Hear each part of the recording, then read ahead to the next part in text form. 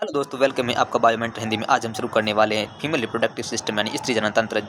इसके अंतर्गत जो हम एनसीईआरटी की जो डायग्राम दे रखा है, इस डायग्राम के बेस से पूरा समझने की कोशिश करेंगे। इसमें जो मेन पार्ट की बात करते हैं, जैसे ग्लैंड है, मेमरी ग्लैंड है और एक्सटर्नल जेनिटल को छोड़ के बाकी 2 से 3 मिनट के अंदर पूरा एक पेज है एनसीईआरटी का कवर करेंगे। इस हम 1 से 2-3 मिनट के अंतर्गत पूरा समझने की कोशिश करते हैं, डायग्राम से समझने की कोशिश करेंगे ताकि आपको जल्दी से जल्दी समझ आ जाए।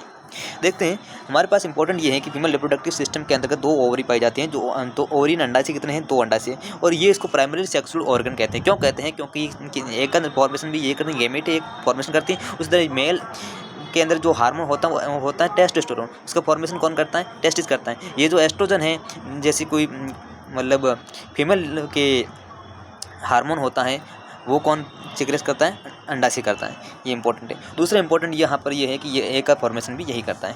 तो ये इंपॉर्टेंट ये बात है कि जो स्टेरॉइड हार्मोन के अंडाशय से रिलीज होता है और गैमेट का फॉर्मेशन भी अंडाशय से करता है। दूसरी इंपॉर्टेंट बात ये है कि इसकी दो फैलोपियन ट्यूब होती है। दोनों फैलोपियन ट्यूब की बात करते 10 से 12 सेंटीमीटर लेंथ में होती है। इसकी 3 पार्ट देखो, इसकी इन्फेंडिबुलम एम्पुला, स्टेमस एम्पुला में क्या होता है? फर्टिलाइजेशन होता है। स्टेमस आगे वाला सेकंड पार्ट होता है। कीपक जो कीप के आकार खुला हुआ पार्ट होता है। और कीपक के आगे जो फिंगर लाइक स्ट्रक्चर होती है, उसको झल्री कहते हैं, मतलब फिंगर लाइक स्ट्रक्चर होती है।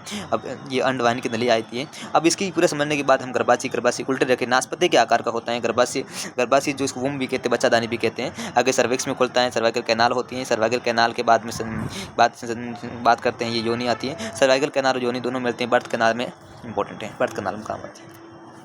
सर्वाइकल कैनाल योनि दोनों मिलकर क्या बनाती है? बर्थ कैनाल बनाती है। याद रखना, जो गर्भाशय होते हैं, वुम जिसे हम आगे फंडस भी लिख रखा है, पार्ट, इस पार्ट को फंडस कहते हैं। और ये गर्भाशय है। गर्भाशय की 3 लेयर होती है आपको, पेरीमेट्रियम, मायोमेट्रियम, एंडोमेट्रियम। पेरीमेट्रियम के बाद पतले झिल्ली में होती है। मायोमेट्रियम मस्कुलर होती है, चिकनी मस्कुलर होती है। और इसके बाद बात करते हैं, ये जो पेरीमेट्रियम है, ये मायोमेट्रियम है और ये एंडोमेट्रियम है। जो एंडोमेट्रियम की बात करते हैं, ये पाई जाती है अंदर की ओर।